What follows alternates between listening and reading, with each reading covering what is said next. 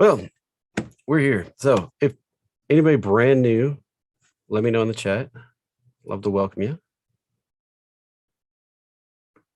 Anybody? All right, I won't hold it up. So if you're brand new, let me know you're brand new. I'd love to welcome you. A week or so old, Ray. Jeff Wood, yes. I take it that means you're brand new. Welcome, everybody. So I haven't been doing this guru thing forever. Like I just showed you, that was a year ago.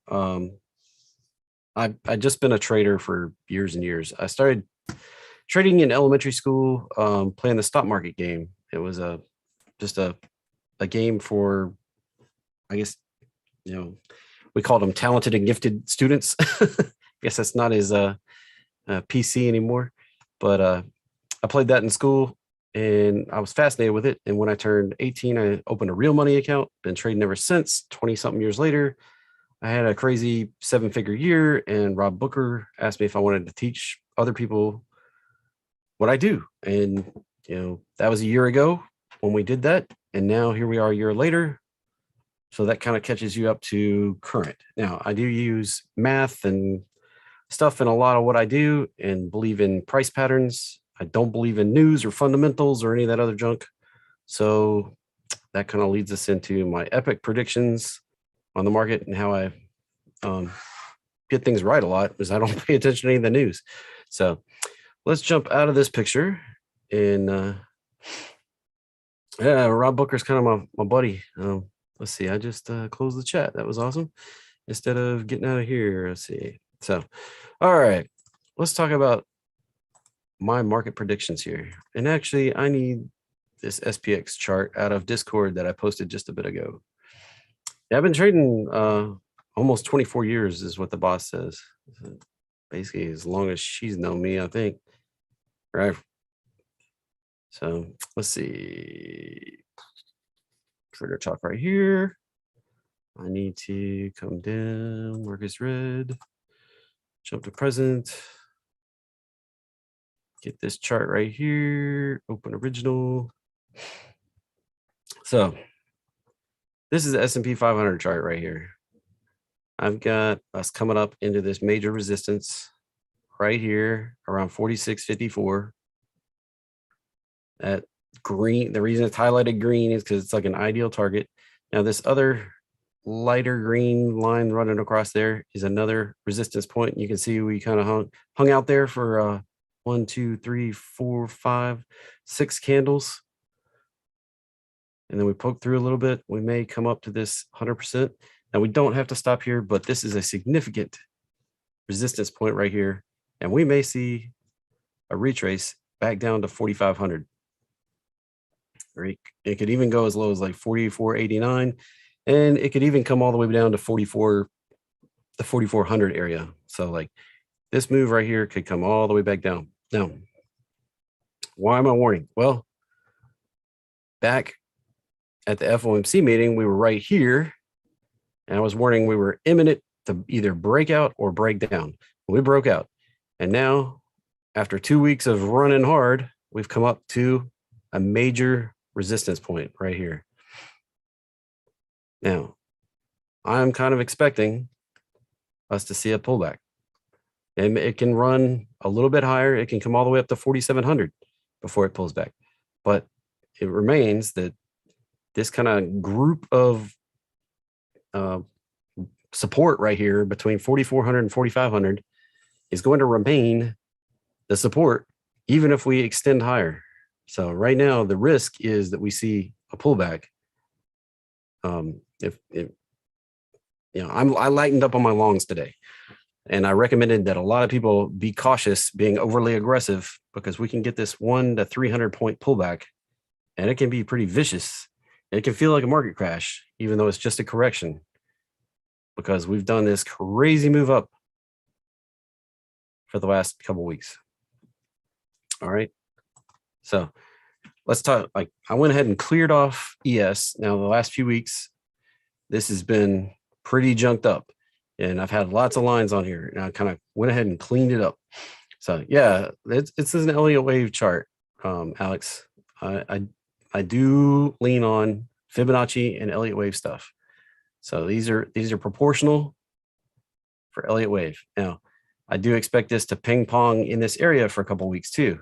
So we get a pullback here, we'll get our extension back out, we'll make a marginal higher high probably, then we'll pull back to the same area, could go a little bit lower, then we'll extend out again, and then we'll pull back again, probably a little deeper, and then we'll probably make that run for higher highs into April, late April, May, something like that.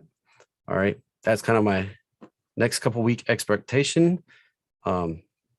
I reserve the right to adjust it as new information comes available, because these numbers get fine-tuned as we lock it in. All right, as all these patterns lock in, I adjust all these ratios and I update everybody in Discord. So that's where I pulled this out of, was right out of the Discord. You know, I've started out this morning. As we come into this area, please use caution. Don't be caught too aggressive. You know, that was this morning at 9 o'clock this morning, before the market even opened. So here's the update to it this afternoon. So this is ES. This is the S&P 500's futures. If you're not familiar, you can pull them up with ES1 exclamation point. Now, right back here is the December high. Right down here is the February low and the March higher low. Now we had this 3-wave retrace, which is very Elliott wave, but we came up short of the 100%. So we left that on the table at this point.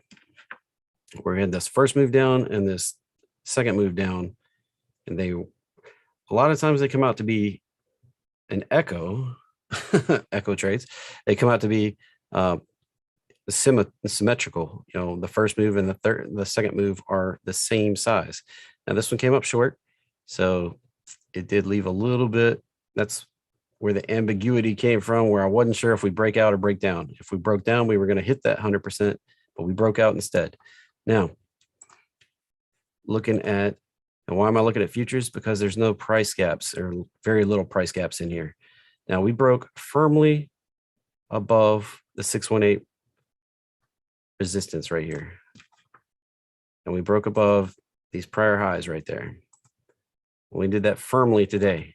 Now, the reason I got so cautious is because when you run this fib like this, we're coming up right to the 1618 that lines up right on the 786, coming up right into that area right there on the future, as well as on SPX itself. So this would be a very good point to get a little retrace like this, at least back down to here, if not here, before we can make the next move up. And like I showed you on the SPX chart, we need kind of a consolidation that might take a couple weeks of work it. You know, it'll feel like sideways forever after doing this strong run for 2 weeks. But, and it can, I'm not predicting the time exactly. I pulled these out there so we could see them. It could go, and this could all wrap up by, say, the first week of April. But this could also take out to the second or third week of April. So I'm not the best at predicting time like that. It's probably the hardest thing to predict. And you'll hear me say that over and over. Now, NASDAQ did get a lower low here in March and set up its count. Now it has not gotten a significant retrace since it made this lower low. It has one big move. This is another reason why I'm extremely cautious, because we need some kind of retrace, and it can be quite fast and furious to come back in here before we take off. So I am cautious right here on tech and on the S&P 500. See, today we're stalling out right at the 618 and right at the prior high. This can be a point where we see a significant pullback in NASDAQ. So just be aware, be cautious. Don't be overly aggressive long until we get this pullback and start back in the direction of moving higher. All right. Now, one that's not quite the same situation is Russell here. And we've talked about how Russell consolidated for almost all of last year, tried to break out higher, and then it promptly broke out lower and consolidated down here underneath the area where it consolidated all year. Now today, it's stretching up, trying to catch back up. But it doesn't have this big 3-wave pattern with a 1-2 when, it did make its lowest low right here in February, made kind of a weird series of lower, like it made a higher low here, but a lower low here. And that's not bullish, and it's kind of confusing. And it's been sideways here until it popped up today. But this may be another false breakout where it comes all the way back down. It makes the lower low that it needs to clear this out. So if you're not familiar, that's Russell right there, the RTY1 exclamation point on TradingView. This is small caps. The ETF for it would be like IWM. All right. Oil. Now, I talked about how oil may stretch down to the bottom of this range. Well, it bounced right off the top, came back up to the 618, and promptly started back down again. So these arrows weren't quite the right thing. We've come down, we've bounced up, we've come down, and if this makes a 3-wave move, we're looking at a move down to here in this area. Looks like I already had it kind of projected right there. We went up just a little bit higher. Yeah. So I moved down into this 75 area, this 83, 75 area is kind of what I'm expecting right now. Still looking for a move down here. Everybody says, oh my gosh, look at the world situation. Oil's going to 1 million right now.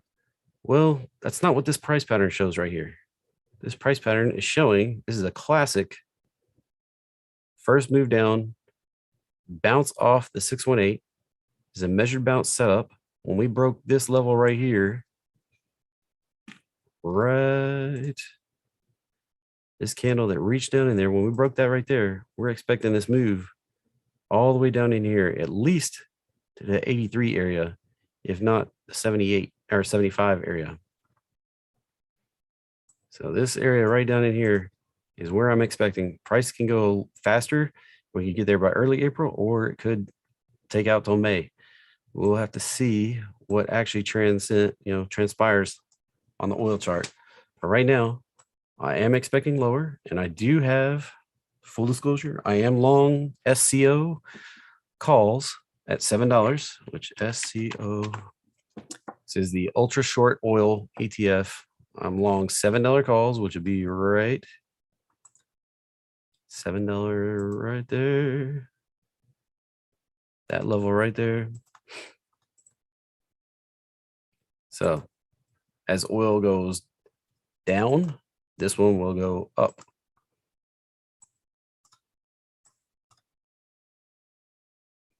All right. Now, there is the risk that this one just blows up and goes to zero because it's incredibly low priced right now, and it has eroded its price quite a bit in the last several months. You see it did a reverse split right here back in May 21, and it's been downhill ever since.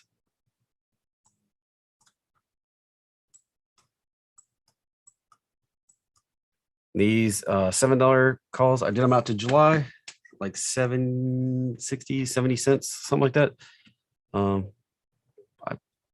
I put a $7 order on it to close just in case we got some nice big fast pop, pull down on oil and a pop on SCO. I am kind of expecting that to happen. All right. Gold. Like I mentioned, this chart, it looked so beautiful and then failed to break out higher. Didn't even make it to the 618 retrace. It's still looking like it's going to come down and retest this trend line down over here. You might say, what trend line is that? I haven't been here. Well, if we roll back, this is the free charting platform, ads popping up here. If we roll back and we look at the August low, August 21, just last summer, and then we see these higher lows coming across here. We had one in December, we had one in February here, and then we had the epic run that tried to break out higher and then couldn't. Well, right now it looks like we're returning back to this trend line of the lows, and we're going to retest it. So that's still my expectation, is to come back and retest that right now. All right. So I don't think Ukraine has a ton of influence on much of any of this. I mean, you could say that the situation was a catalyst for all these things happening, but a lot of these, I was predicting like the oil charts to pop up to 100 all the way back in July before anybody was talking anything about Ukraine and whatever. Back here in June, July, when we did this move over here, I was expecting oil to get to the 100 to 150 area, and we kind of did that. And now I'm expecting it to retrace, and I don't really care the technical fundamental. I mean, the fundamental whys or hows or what might be happening. Now there are some risks out there still, like Cushing could come up with empty storage barrels, storage tanks, and we could get a super spike and still see $150 to $200 oil. That could happen, just like when we had the storage tanks hit full back in 2020 during COVID, and the price went negative. We could get the opposite situation happening.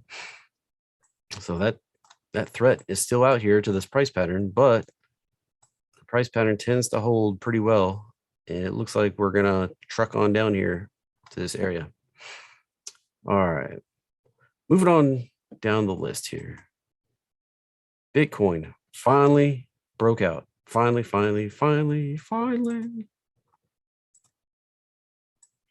So let's zoom it up here.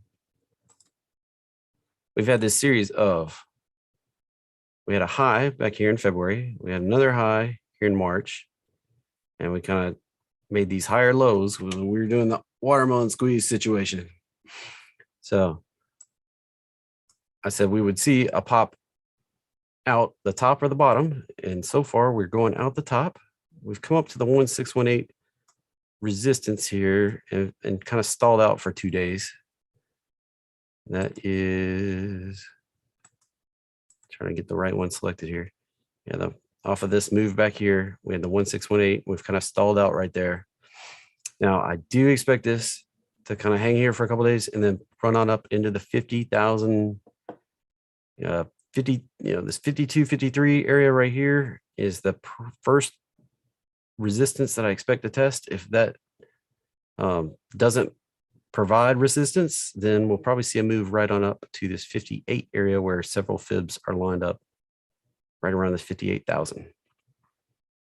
So we'll probably see this move up into here. If it doesn't really slow down, or if it, even if it does, and it can still maintain some bullish move, it'll probably move on up to this 58,000. Now, it doesn't have to stop there either. It can keep on trucking and make new all-time highs, but we do have some stuff to work through here. We have this high that we had back here from December, right around Christmas. And see, that comes out right over there around those 52,000 area. So that's another reason I expect maybe we'll slow down right there before we pop on up here. We consolidated right up in here around the 58,000 on the way down. So I do expect that to be resistance on the way up. Yeah. Must be killing it with Mara. Yeah, Mara is doing well for me since I have had about $250,000 tied up in Mara. It has been doing really well the last couple of days. Broke out solidly. It has found resistance at the 144 EMA on the daily. Breaking up through there, and we're going to see some higher prices. And with any luck at all, if Bitcoin gets its higher, break out to new all-time highs, then we'll see Mara get to those triple digits that I've been looking for a year now. Ethereum also, it had the sharper downtrend going. It broke very strongly to the upside, almost to the target circle here. So watch for some resistance coming in. You know, Ethereum resisting moving higher than this 35 to 4,000 area, 3,500 to 4,000. Somewhere in there, it's probably going to find some resistance and hang out for a little while before it can break on out and retest these highs from back here in November. All right. Now, the one I was talking about 2 weeks ago, Luna, I was looking for it to break out to all-time high. Today, it broke out to all-time high. I needed to move some money back for taxes. So I claimed a 12% profit.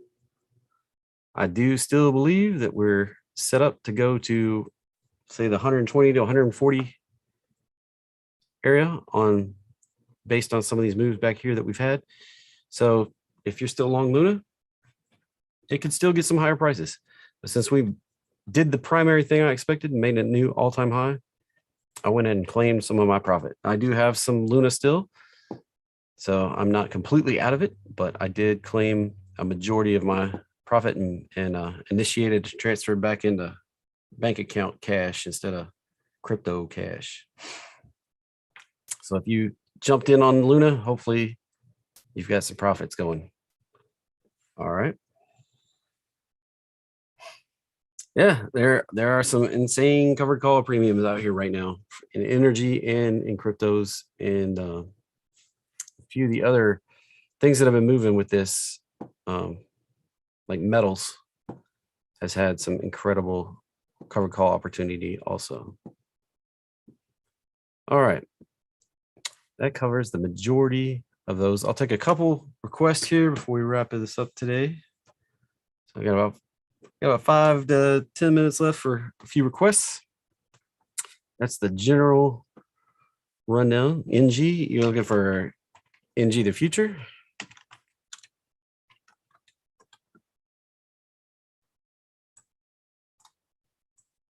Is this the NG you're looking for, Johan?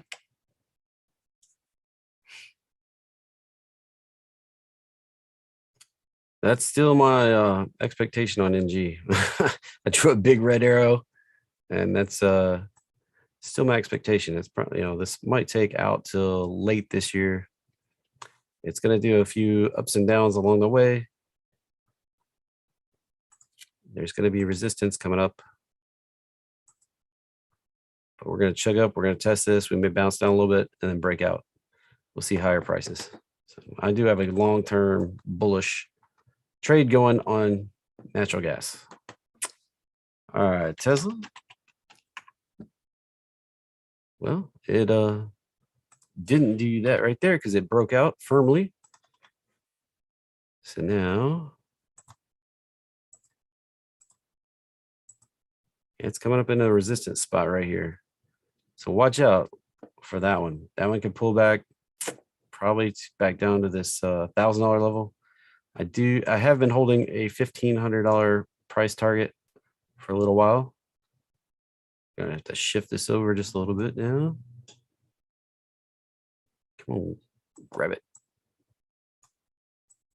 Come on, grab it. Grab it, grab it, grab it, grab it, grab it, grab it, grab it. Man, that little bubble's being a pain. Come on. There we go. So I think that Tesla is eventually headed up to this $1,500 area. It's took a break from what I initially thought I was going to do over here. Retraced a bit. Now it's back on a bullish path. The 1,500 may be a light target. It may get up to this $1,900 price on this next run.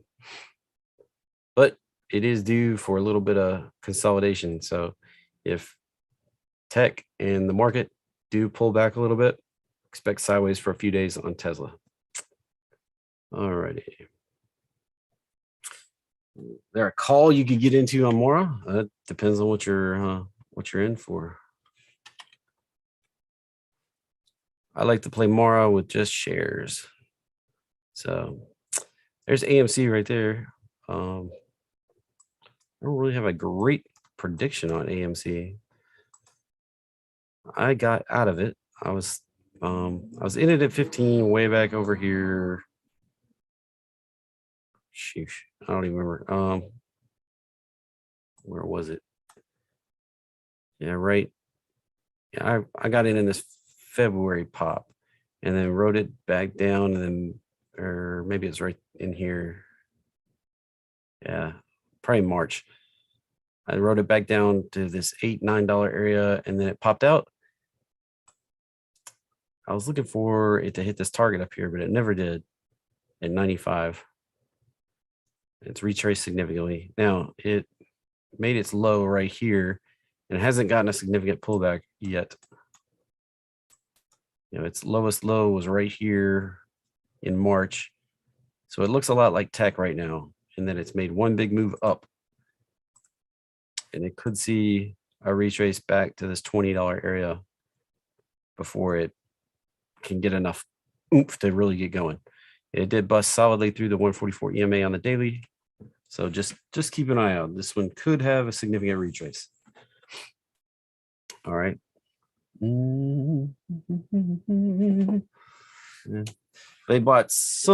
invested in HYMC. They didn't necessarily buy it all. That is gold mining. So they broke out solidly above the 144 EMA, came back, retested, bouncing up. They do have, yeah, so you got resistance at 330 and 440. You may see it bounce up or run up to those and then bounce back down to the same area again before it can build up the next move higher. It's been on a downtrend for a little while. Excuse me, still not 100% here. All right, I see. I still have more than one Ethereum token. I moved some of my Ethereum to ETC. I still believe Ethereum. I pulled that up and talked about it.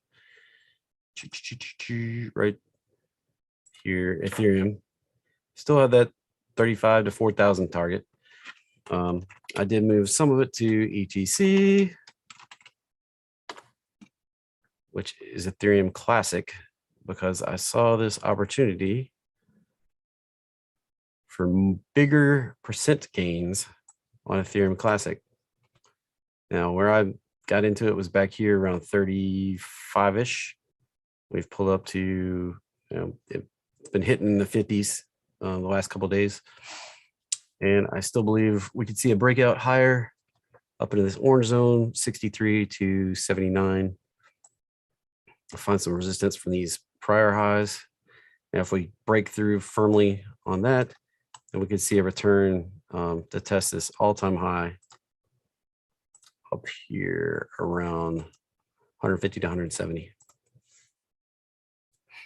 Breaking out of there sets us up to really get extension, but that's well beyond where we're at right now. Right now, we've got that resistance coming up, and I fully expect to see it reach up there. All righty. Let's see. I skipped a few. Skip a few. Amazon. Yeah, it's coming back up. It's got this big orange box consolidation resistance zone that it's about to the middle of. Got a whole bunch of junk coming up. It may be resistance. It fits the narrative with NASDAQ getting a little resistance. So, all right, TXG. Well, that one, I don't know what to say. That's a downtrend, but it could be working on a reversal here. But that looks bad. It looks down.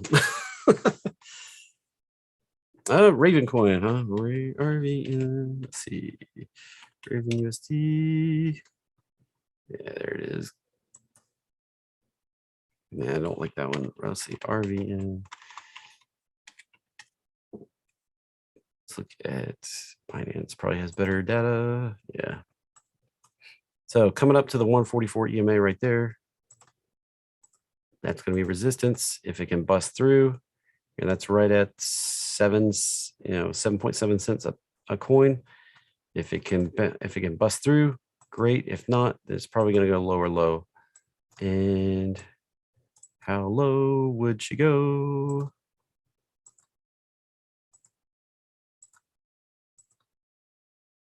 Probably down in this neighborhood around 3 cents. Kind of that sloppy, but it's down there around 3 cents. Where this first move down, rally up, and this second move down are the same size. Let's see. AMD. Yeah, breaking out. The AMD hitting prior high resistance here today. Needs to break above that, then needs to break above this prior high. It's got just a series of this. It's got to start climbing the ladder of resistance here. It's got a lot of price levels to work through, a lot of prior highs. And it's got this 618 up here. It's going to provide a major resistance kind of point up in here. Alrighty. Apple is on a nice tear. Now, off of that March bottom, it has just been straight up. I do expect some kind of retrace at some point here. It's going to happen. It fits with the tech narrative that we need to get a little retrace. It did pop above that high, so it's kind of confirming that it has intentions to get out here to 191, 199 sometime in the not so distant future. So watch for this one to lead the pack after we get whatever retrace that we're probably setting up for. All right. I think I hit most of them. I know I missed a few. I'm sorry. I don't have hours and hours to do this. This is 30 minutes of free market analysis. If you want to, I'm going to give you an opportunity to come join me for anything you want to ask me. I'll answer all your questions if you become a subscriber and hop in Discord. So Echo Trades is my flagship signal service, and it's on quite a hot streak. So earlier this week, we closed a small win on Bitcoin, which became our 5th winner in a row. First, we closed XME for a solid gain, and Matt here saw 100%. There was my position right up there. And then we had a modest win on TECK, hit the conservative exit. We had a KO win, and several people came out really nice on KO. Chuck down here kills it all the time. He had a $3,100 profit on 50 contracts, and he saw his profits go from 2,700 to 300 one day. So, and Gary took 100% on KO. Then on VLO, 185% gain. Fernando, 264% gain. Chuck over here again, cranking it out, just shy of 6K. Paul, they're rocking out 234%, 153%. Now, these trades aren't exactly typical. We do have some losers too. But when Echo Trades is on it, it's on it and produces some awesome, crazy wins. And I'm not going to guarantee any future results, but we'll have wins again. I'm not guaranteeing it, but we're going to have wins again. So those are our last 5 wins in a row. And on all these trades, some of our traders are still holding aggressive positions, trying for bigger gains, including myself, although KO is done. And everyone's making their own risk assessment, like good traders always should. I do recommend a lot of people at least consider protecting their profits at those conservative exits. The point is, we've got some good momentum going. I've been looking for this momentum. I'm calling for it in January, February, halfway through March. And then when we got that breakout on the FOMC, I was like, it's on. And we're about to get this pullback. And that's where an Echo really shines in the market. I believe Echo Trades is setting up for another great run, similar to what I saw starting in March 2020, which was my best month ever. And then I had some epic runs on Echo Trades all summer long, making some of the biggest single trades I've ever nailed back to back to back. And to celebrate this awesome potential setup in this 1-year anniversary of Echo trades, I'm going to offer a $100 voucher between now and the end of March. So we're only talking, today's the 29th, so you got the 30th and 31st after today. So if you're interested in joining Echo Trades action, I'm going to give you a $100 voucher to come join me. I rarely discount my services any more than they already are, because I feel like they're a great price, great value. But this is a special circumstance. I want people to get in on this opportunity that's presenting itself in the market. So my team has been waiting for your call. You can give them a call at 855-454-0816. You can talk to David, Clark, Joel, or Matt, and they'll make sure that you get squared away. Now, I'm sure you have questions, and these guys, they can answer your questions. They know how to answer them, or they know how to get a hold of me and find out, from me, an answer to a question that you might have. So just give them a call, 855-454-0816, or you can email David directly if you want to, go the email route.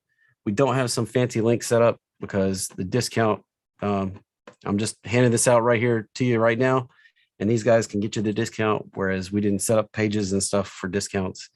It just wasn't worth it. So you can email David at david@wrbooker.com. You can give him a call, 855-454-0816. I'd love to have each and every one of you in Echo Trades, because I want traders on board for this run in the market that I'm expecting to catch. So we're set up for some epic action here. So now's the time. Give that call to 855-454-0816, or email David at wrbooker.com to claim that 100% off today. Any questions I can answer in the chat before we wrap this up? We'll be back again next Tuesday. If you're watching on YouTube, make sure you like and subscribe, or check out the links in Zoom in the description. You can come join us on Zoom. That's where the chatting's happening, if you're wondering, on YouTube. All righty. Any questions?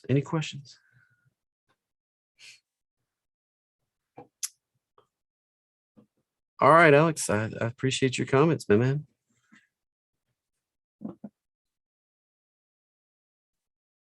All right, everybody.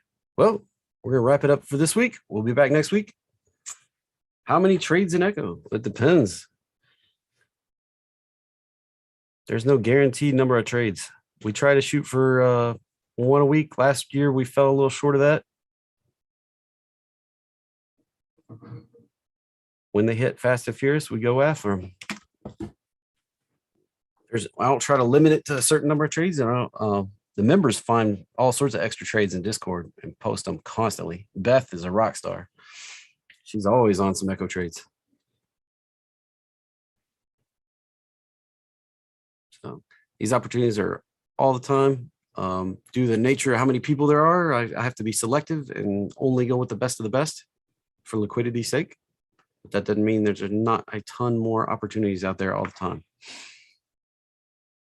It's just a price. It's a trend pullback continuation setup that is present on all timeframes, all charts, all the time. I try to teach you some simple rules to find them reliably.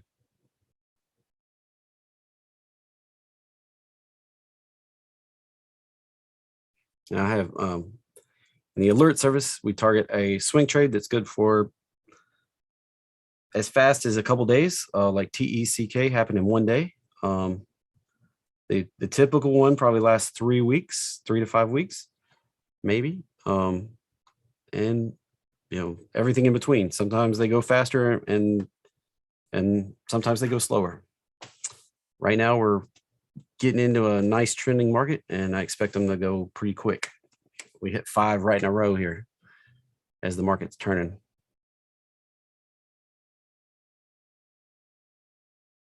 All right, anybody else?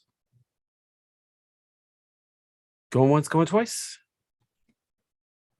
All right, I'll wrap it up. Thanks for coming, everybody. If you're on YouTube, come watch us again next week.